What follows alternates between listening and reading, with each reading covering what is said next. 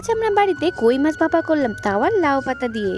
Hello বন্ধুরা, আমরা কই মাছের ভাপা খাবো বলে আমরা সকাল সকাল কই মাছের অর্ডার দিয়েছিলাম। কই মাছগুলো কিন্তু দারুণ নিয়ে এসেছে, কত বড় বড় ও সুন্দর। তো চলো কই মাছের ভাপা কিভাবে করে তো ফুল ভিডিওটা দেখো। আর এই কই মাছের এতটাই নাল হয় যে ধরাই যায় না। এখন এই কই মাছগুলো আমার মা কেটে নিতে, আবার কই মাছের ডিমও হয়েছে। একে সব মাছ কেটে ধুয়ে আমরা গেছিলাম লাউ পাতা আনতে। আমরা কিন্তু এই ভাপায় বেশি মশলা দেবো না, আমরা শুধুমাত্র মশলা দিয়েছি ধনে ও জিরে বাটা, আর দেওয়া হয়েছিল লঙ্কা বাটা, তাছাড়া কোনো মশলাই দেওয়া হয়নি। তেলে মশলা বাটার আলাদা একটা টেস্ট। এরপরে মা গরম জলে কই মাছগুলো সুন্দর করে ধুয়ে নিল। আমি কিন্তু এর আগে কোনোদিনও কই মাছ ভাপা খাইনি, ফার্স্ট টাইম খাবো মায়ের হাতে। মশলাতে একটু নুন হলুদ ও তেল দিয়েছিল। এরপর কই মাছগুলো দিয়ে দিল মশলার মধ্যে। সুন্দর করে গায়ে মশলাটা মাখিয়ে নেওয়ার পর লাউ পাতায় দিয়ে দিল।